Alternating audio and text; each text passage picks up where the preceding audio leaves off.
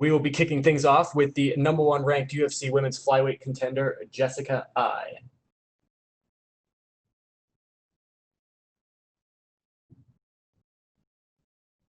Jessica, thank you for joining us today. Hi. Do I just look straight ahead? Straight ahead is perfect. Okay. Thank you. Hi.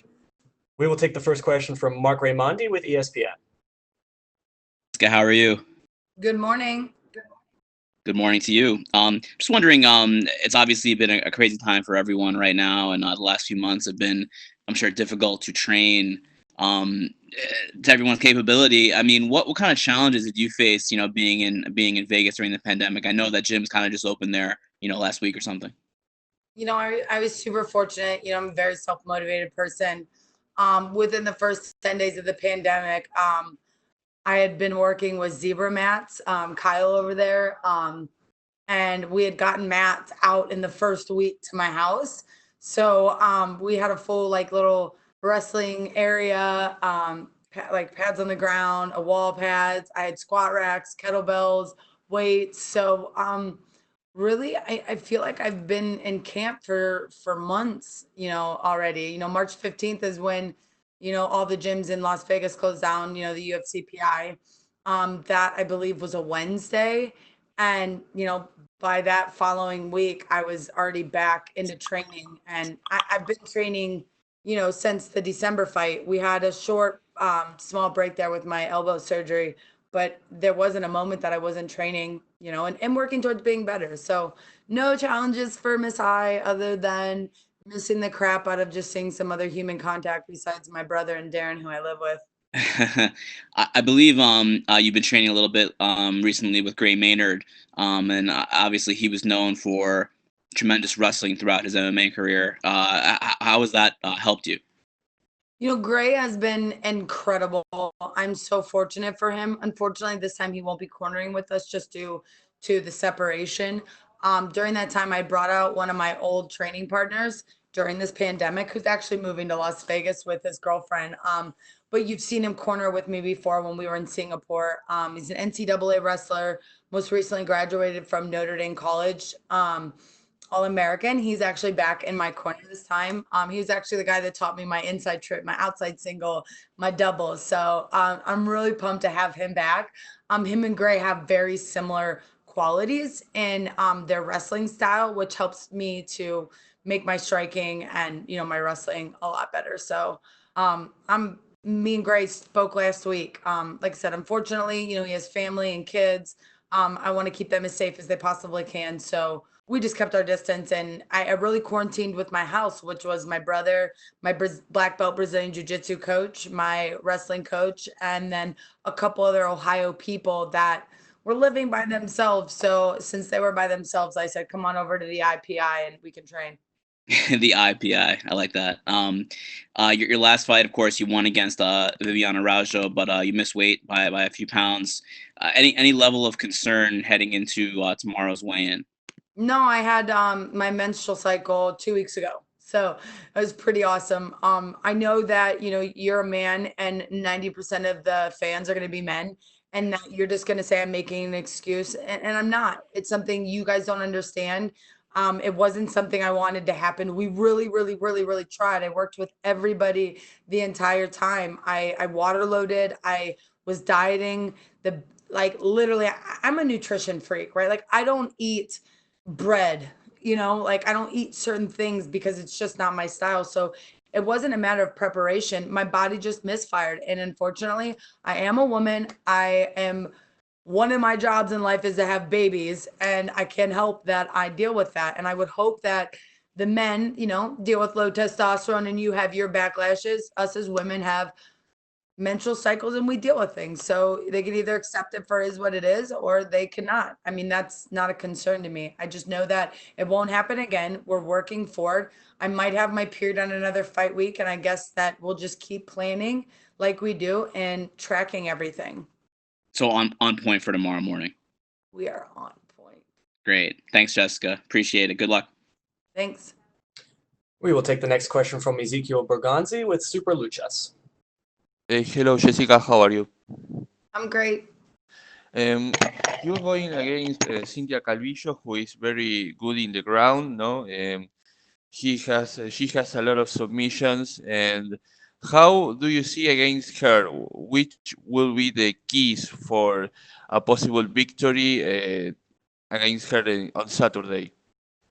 I think I keep hearing a lot about, Cynthia's ground game, and I respect every woman I will ever come in contact with in the octagon, right? Like, this is a fight sport. We're all here because we are the elite of the elite. So no matter what weight class, no matter who they are, I mean, I'm always going to respect them. But the fact that everybody's talking about how her ground game is so much better than mine and that I should be scared, I just like to remind everybody that I live with a black belt Brazilian jiu-jitsu specialist, who has been a black belt for many years under the Gracie family.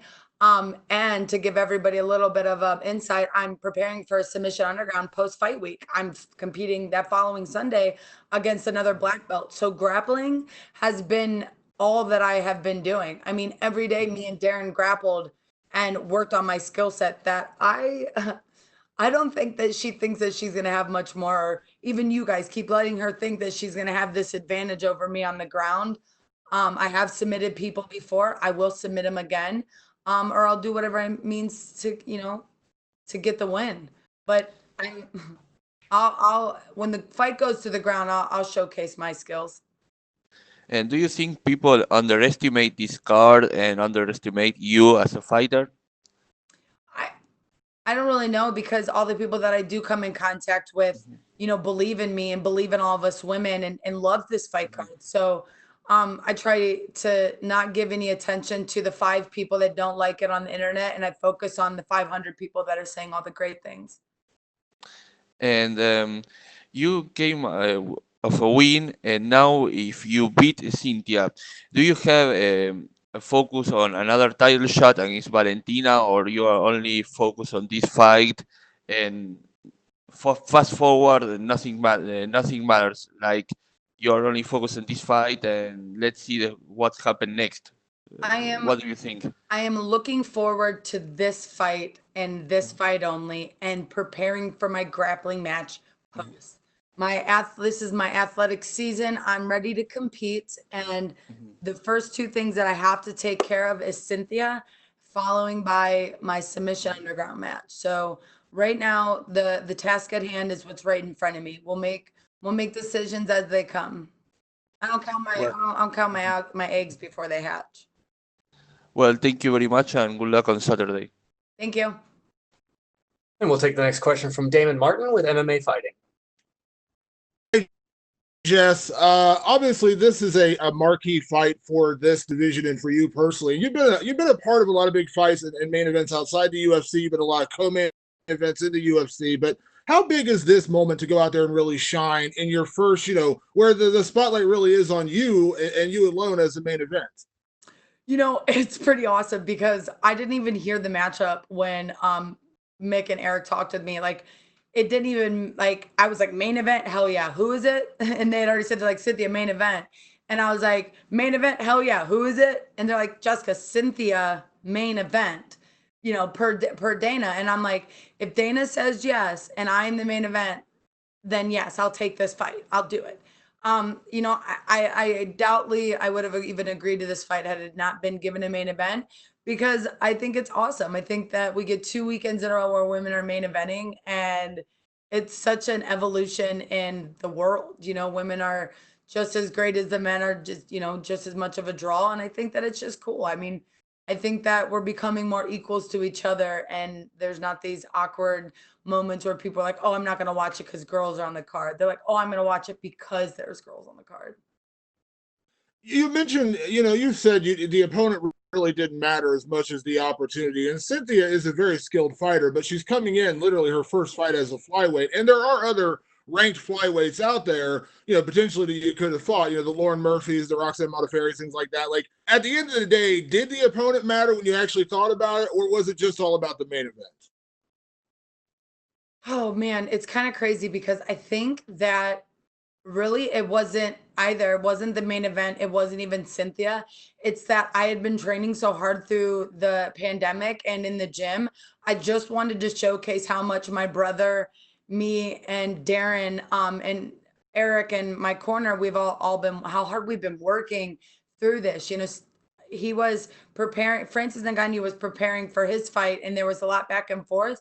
So Eric was, willing to hit mitts for me, a day or two a week. And then we were training all the time. So it was like, I don't know. I just was like so sick of being in the house. Like, wore my pretty clothes today because I was just so sick of not feeling like I couldn't express myself and show people all the changes I had made. Like how much better shape I got in, how much better my ground games got, how much better my elbow is since elbow surgery. So I don't even know. Like I said, when I got that phone call, I was literally in between my morning session and my evening session because I'd set a schedule for myself. I created my own little work schedule throughout from March 15th until we returned. What was it? When did the world open back up? Just recently, so until the gyms opened up 2.5 weeks ago. So for me, it was like, I don't know. I just didn't hear it. I just was like main event. Yes. In shape, working your butt off. I had already planned, and asked Mick a couple of times, like, hey, you got anything for me? And you want me, right? You want me for June, when you get here. And there was no, word. So I text him again and I'm like, Mick, answer me. Like, I'm going to plan for Submission Underground June 21st since you don't have anything. I'm like, I'm so itching to just get back to something, some kind of like competition. And sure as crap, we got the announcement and I was like, well, we're doing both. So. And last question, Jess, I want to kind of get your take on the state of the flyweight division and how this division is being perceived, by the UFC and by the fans, because it's still relatively new. There's obviously Valentina is still the first and, not the first, but the only champion who's defended the belt after the title was initially introduced. But we haven't seen as many high-profile flyweight fights get this kind of attention. You're in a main event. Obviously, Valentina has been in main events and co-main events, but there haven't been as many high-profile flyweight fights. Like, what do you make of that, and what do you make of the state of the division as we move forward into this fight and in the rest of 2020? It's pretty awesome. This will be my 13th UFC fight. I'm 10 years as a professional. I've got over 20 professional fights. It's pretty awesome, going into my 13th UFC fight and I get to main event a show. So I think that the flyweight division is developing, right? It was no different than the bantamweight. I remember whenever we were like, oh, Ronda's the only one. And then we saw that title be like, boom, boom, boom, boom, boom, right? Like it takes time for things to sort themselves out. It takes time for divisions to work. I'm so proud of the flyweight division. I think all the girls are dope. I think all of them are awesome. There's only like one I really don't like, and I'm probably never gonna fight her just because I don't like her and she don't deserve to stand in the cage with me. I'll meet her in a back alley. But I'm proud of everybody. I'm totally proud of the division. I'm proud of where it's going. I'm proud of what is being developed. You know what I mean? And I think that if we continue on the right track, you give moments like this where, your vets like myself get a chance to showcase our stardom as well as our athleticism and ability to create a card. You'll see more of them. You'll see more of times you see maybe a female flyweight, maybe main event a card that isn't, the champ or the number one girl. You'll see just two really good fighters, maybe 5 and 10 or maybe unranked because they're just that good. So I think we're forever changing and developing, and that again, there's no stipulations. There's no mold to create. Just keep trying new things. Thanks, Jess. You're welcome. And we will take our next question from Gabriel Gonzalez with Cageside Press. Hi, Jessica. Can I ask, who is the fighter that you're saying you won't fight in the cage but in the back alley? Don't worry, you'll find out one day. I'm not gonna let you guys go there and start shit on my fight week. All right, no problem. One of the things, I was rereading your profile from Hallie Grossman for ESPN. Jessica, you talk about a lot of things, of overcoming that, with your father and your history, and then professionally, look, the loss to Valentina was a rough one, and you bounced back with a great performance. Mentally, how do you get past this? Because we see different people, not just fighters, struggle with it. What's the key to just, taking what you've gone through and always pushing forward and moving forward? Fighting, fighting and training isn't the hardest thing I've ever experienced in my life. And let alone at the age of 33, I'm wiser, I'm calmer, I'm better about the things that I do. That loss was not the hardest thing that I've ever had to do. Saying goodbye to my father was harder. Saying, I forgive you for many, many years of things that have been longer than my fight career. Losing people I love to death, to drug overdoses, to violence in the streets from the riots. Like, the fighting is not the hardest thing I'm going to do. Losing is not the hardest thing I'm going to do. So for me, why should I give it more than what it is? Like, it's a part of my growth, it's a part of my story, it's a part of who I am. And if I use it to make me better and break that mold of things that I did wrong, then I can be better. Mistakes and wrongdoing constitutes change. And I feel like society is getting better about it, as well as myself. And I'm given a slight microphone in this world. I'll do my very best to showcase how to be better in that way. Like how to believe, how to be better than things that don't make you feel good, and how to get past that. Like social media, and as well as media sources, you guys are given a much bigger microphone. And if we all focused on doing that a little bit more, and I say things like that, we can really, really make change. A big event, we know a lot about how it's going to impact your silence and to be dialed in, or do you think it might take a second to adjust to it? No, I definitely think I'll be dialed in. I like I've been saying, like, I got my I fought in December. We started training right back into it, started working on making sure we got a really good track on my menstrual cycle, so I never missed weight because of that. Then I had a really bad elbow injury that's been long overdue since we got my back injury under control. Then we decided to do elbow surgery. And then, I went back into had my elbow surgery, went to therapy. Then the pandemic happened and the quarantine started. That I just continued training, and continued doing the things. Like, I didn't want to come out of this not feeling like I didn't do enough for myself. That's like, I had more time. I didn't have to leave the house. I had time to, like, do things for me. So, like, I am eager to get in this cage. I have to keep myself calm because I want to lay some hands. I want to fight again. I want this. I have so much motivation in my soul, and I want to give it to so many other people, but I also want to go out there and pad my bank account, make people like me more, be a good influence. So, no, I think we've seen that. I've taken two in my UFC career. I've had a 12-month layoff and an 18-month layoff. My I'm final, okay with that.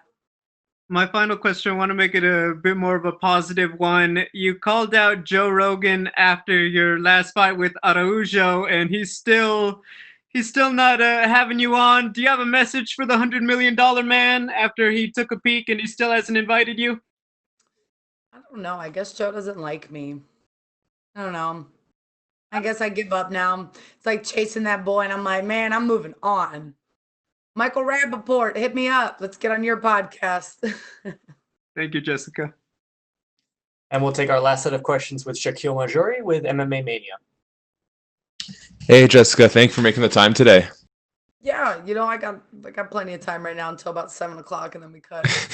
So, it's clear that you mentioned how you notice the critics. It's a minority of people and you try to ignore them. For you, what's that process like of putting that negativity to the side? Because I think it's something that a lot of people deal with.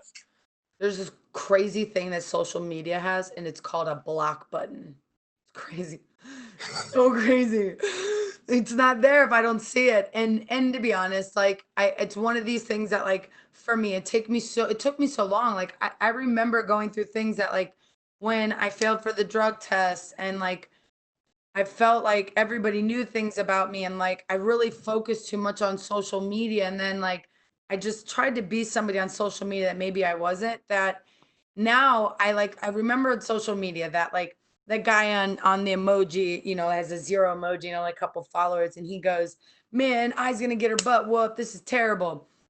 He's just not real to me. It just doesn't like register in my brain anymore that this person's real. Like it can't hurt me. Like because even if that person was in front of me, they would never say that. But let alone like it's I feel like I got to make sure I articulate my words properly with this. Is like it doesn't seem real. It's not real. You know what I mean? Unless I actually have known you or seen you or put a face behind that voice, it just doesn't really matter to me. It's not real. Does it make sense? Like if someone said something on social media and they were just a little emoji face, are you really going to get that offended by that? Like they don't even they would never even say that to you in a bar. Like they're like, "Oh, Jessica, I'd hit that." Like I bet you wouldn't say that to my face. Like these aren't real. These are just emotions that people are trying to fake and say for attention. So, I worry about myself. Use that block button. I think you're absolutely right. Now, you touched on the menstrual stuff quite a bit, and I think you're right when you say, particularly the majority of people here interviewing right now are not the most equipped to tell you about it. I have talked to a lot of female fighters, though, because I do think it's something that fans should be educated about. And the response I've gotten is kind of split. Some women say, it's just something that happens and it's hard to prepare for. Others say, it's going to be something you deal with every month. And, Roxanne Modafferi is someone who's had a lot of fighters come in overweight, and she's expressed frustration about it. Where do you stand on how well female fighters can prepare for the biology? So it's been really great. The PI has created a tracking system for us. So like there's a tracking system that we can at least put us in a couple day windows of each other, right? Like all of you men, I'm sure that when you're trying to have a baby with your girl, there's ovulation days and days that you're trying, and right, and some days you fail. And then one day you're like, "Oh, we succeeded. We made a baby." So there's tracking, right? Like, and I didn't realize because, many years of my early career, I just didn't have that. I was in my early 20s. Now I'm 33. Like my body's changed. I'm continuously changing, right? Like all the time. And the older we get, things start to change. So for me, that was really what it was, is like better preparation, better planning. It was only my second time at the UFC PI, working with them and in a nutritional way. So it's a little bit of both. I'm doing a better job to plan for myself, and I'm sharing that with people who are very educated and that can help me. It's not been a problem for me many times. Unfortunately, we screwed up this last time, and I paid dearly for it. So while everybody else has this opinion, I bet they didn't pay someone $14,000+ to still make a fight happen, because that was the choice that I had. I said that to them. I said, "Hey guys, look, I can continue to cut and we can sacrifice possibly not making the fight, or I'll come in, I'll pay, we make the fight still happen." And I didn't come in crazy overweight the next day. I came in what I normally come at a fight.